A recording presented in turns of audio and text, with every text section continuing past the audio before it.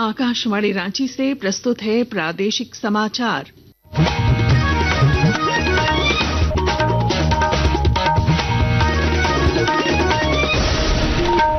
नमस्कार, प्रादेशिक समाचारों के साथ मैं पूनम केरकेट्टा।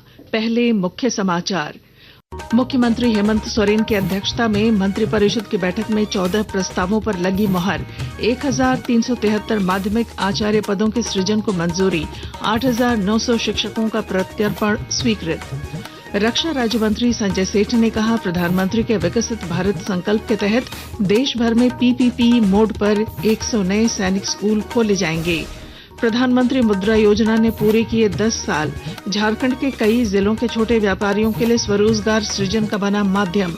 बाबूलाल मरांडी ने पेयजल विभाग में 160 करोड़ रुपए की अनियमितता का लगाया आरोप। मंत्री योगेंद्र प्रसाद ने कहा, दोषियों के खिलाफ होगी कार्रवाई। और अंतर जिला महिला सीनियर क्रिकेट प्रतियोगिता के उद्घाटन मैच में बोकारो ने लोहरदगा को किया पराजित। रिन्नी बर्मन की शानदार गेंदबाजी से मिला जीत का तोहफा। और अब समाचार विस्तार से। मुख्यमंत्री हेमंत सोरेन की अध्यक्षता में आज हुई कैबिनेट बैठक में कई अहम प्रस्तावों को मंजूरी दी गई। कैबिनेट सचिव वंदना दादेल ने बताया कि झारखंड में 1373 माध्यमिक आचार्य पदों के सृजन और 8900 शिक्षकों के प्रत्यर्पण को स्वीकृति मिली। साथ ही जल संसाधन विभाग के लिपिकीय पदों पर नियुक्ति के लिए नई नियमावली का गठन किया गया। राज्य में उद्योग निवेश को बढ़ावा देने के लिए मुख्यमंत्री के नेतृत्व में स्पेन और स्वीडन यात्रा की स्वीकृति दी गई। साथ ही Jharkhand grass roots innovation internship योजना और टेलीकॉम राइट ऑफ वे नियम 2024 लागू करने की मंजूरी दी गई।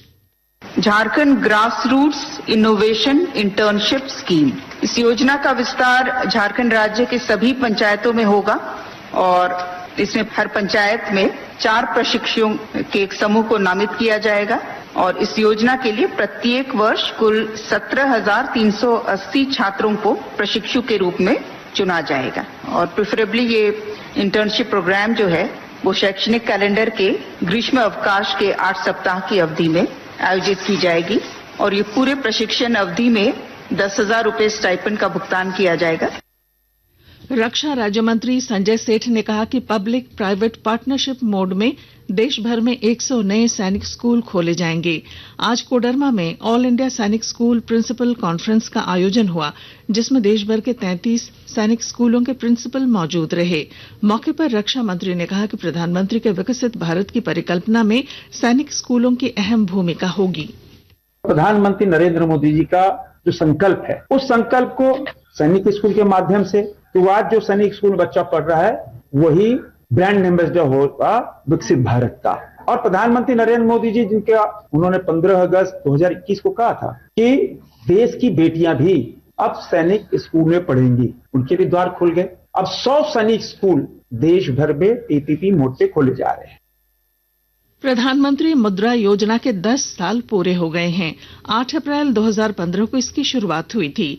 झारखंड में भी मुद्रा योजना स्वरोजगार सृजन का माध्यम बन गई है। प्रधानमंत्री मुद्रा योजना से बोकारो के दीपक कुमार को संबल मिला और उन्होंने 10 लाख रुपए लोन लेकर ठेका कार्य शुरू किया। योजना के सहयोग से उन्होंने बोकारो स्टील प्लांट में 70 लाख रुपए का काम सफलतापूर्वक पूरा किया। मेरी कंपनी का नाम दीपक इंटरप्राइजेज है कि बोकारो स्टील प्लांट में हम लोगों को 70 लाख का एक सप्लाई का काम था, जिसमें टाइम बाउंड भी था कि आपको 70 दिन में ही करना है। और टाइम बाउंड के कारण और हमारे पास पैसे भी नहीं थे। पता चला बैंक से कि प्रधानमंत्री मुद्रा लोन एक योजना है जो कि बिना किसी कोलेट्रल के पैसे देती है और वो प्रोवाइड करती है ताकि हम लोग काम कर सकें। मैंने वो अप्लाई किया, मुझे 10 लाख मिला और उस काम को, उस पैसे मिलने के बाद उस काम को हमने टाइम बाउंड के दायरे में रह के काम को हमने पूरा किया। प्रधानमंत्री मुद्रा योजना ने दुमका जिले के हजारों युवाओं की जिंदगी बदली है। इन्हीं में से एक हैं संजय कुमार यादव। और जानकारी दे रहे हैं हमारे संवाददाता।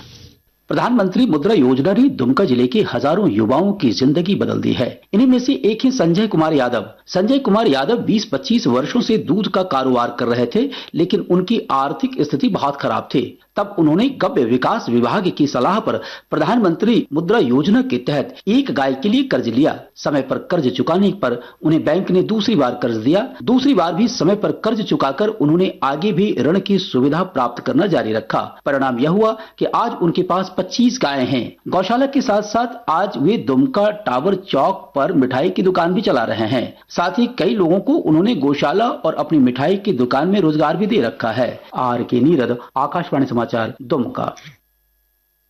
मुख्य चुनाव आयुक्त ज्ञानेश कुमार 11 अप्रैल से 3 दिवसीय झारखंड दौरे पर रहेंगे।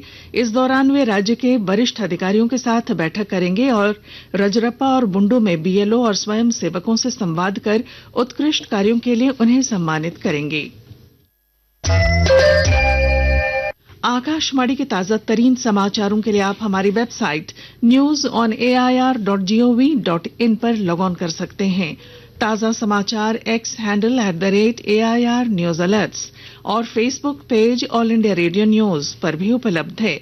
आप प्रादेशिक समाचार एकांश के X हैंडल @AIR न्यूज _ और Facebook page Akashvani news Ranchi, Instagram page तथा YouTube channel AIR news Ranchi पर भी हमारे बुलेटिन सुन सकते हैं।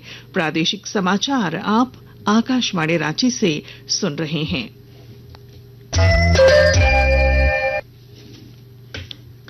झारखंड भाजपा अध्यक्ष बाबूलाल मरांडी ने एक्स पर पोस्ट कर हेमंत सरकार पर पेयजल विभाग में 160 करोड़ रुपए की वित्तीय अनियमितता का आरोप लगाया है। श्री मरांडी ने 2019 से 24 के बीच के कार्यों की ऑडिट रिपोर्ट का हवाला दिया।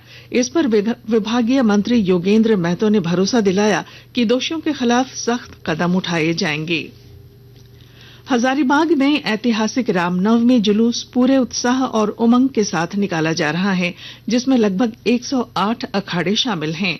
उपायुक्त नैंसी साहा ने बताया कि अब तक किसी भी अप्रिय घटना की सूचना नहीं है और प्रशासन पूरी सतर्कता के साथ व्यवस्था संभाल रहा है।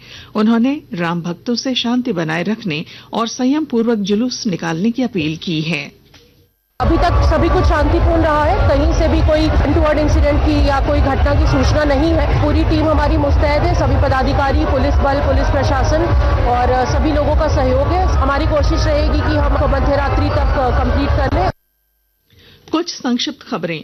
गुमला में उप विकास आयुक्त दिलेश्वर महतो की अध्यक्षता में जन शिकायत निवारण दिवस का आयोजन किया गया, जिसमें 30 से अधिक नागरिकों की समस्याएं सुनी गईं।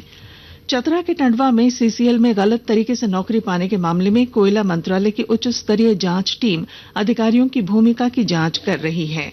खूंटी के तोरपा थाना क्षेत्र के कुल्डा जंगल में एक अज्ञात महिला का शव अधजली अवस्था में मिला है। लोहरदगा जिले में रामनवमी के बाद भरत मिलाप का आयोजन किया गया। यह दर्शकों के लिए आकर्षण का केंद्र रही। मौसम। राज्य के कई हिस्सों में आज से 11 अप्रैल के बीच आंधी, तूफान और गर्जन के साथ हल्की से मध्यम वर्षा होने की संभावना है, जिसमें 30 से 50 किलोमीटर प्रति घंटे तक की रफ्तार से हवाएं चल सकती हैं। मौसम केंद्र रांची ने किसानों और आम लोगों को बादल गरजने और बिजली चमकने के समय सतर्कता बरतने की सलाह दी है। क्रिकेट। झारखंड राज्य क्रिकेट संघ और पश्चिमी सिंहभूम जिला क्रिकेट संघ द्वारा आयोजित अंतर जिला सीनियर महिला क्रिकेट प्रतियोगिता के उद्घाटन मैच में बोकारो ने रिन्नी बर्मन की शानदार गेंदबाजी की बदौलत लोहरदगा को एक तरफा मुकाबले में 9 विकेट से पराजित कर 4 अंक हासिल किए। और अब बुलेटिन के आखिर में मुख्य समाचार एक बार फिर। मुख्यमंत्री हेमंत सोरेन की अध्यक्षता में मंत्रिपरिषद की बैठक में 14 प्रस्तावों पर लगी मुहर। 1373 माध्यमिक आचार्य पदों के सृजन को मंजूरी। 8900 शिक्षकों का प्रत्यर्पण स्वीकृत। रक्षा राज्य मंत्री संजय सेठ ने कहा, प्रधानमंत्री के विकसित भारत संकल्प के तहत देश भर में PPP मोड पर 100 नए सैनिक स्कूल खोले जाएंगे। प्रधानमंत्री मुद्रा योजना ने पूरे किए 10 साल। झारखंड के कई जिलों के छोटे व्यापारियों के लिए स्वरोजगार सृजन का बना माध्यम। बाबूलाल मरांडी ने पेयजल विभाग में 160 करोड़ रुपए की अनियमितता का लगाया आरोप। मंत्री योगेंद्र प्रसाद ने कहा, दोषियों के खिलाफ होगी कार्रवाई। और अंतर जिला महिला सीनियर क्रिकेट प्रतियोगिता के उद्घाटन मैच में बोकारो ने लोहरदगा को किया पराजित। रिन्नी बर्मन की शानदार गेंदबाजी से मिला जीत का तोहफा। और इसके साथ ही आकाशवाणी रांची से प्रादेशिक समाचार का ये बुलेटिन समाप्त हुआ। अगला प्रादेशिक समाचार बुलेटिन कल सवेरे 8:30 बजे प्रसारित किया जाएगा। नमस्कार।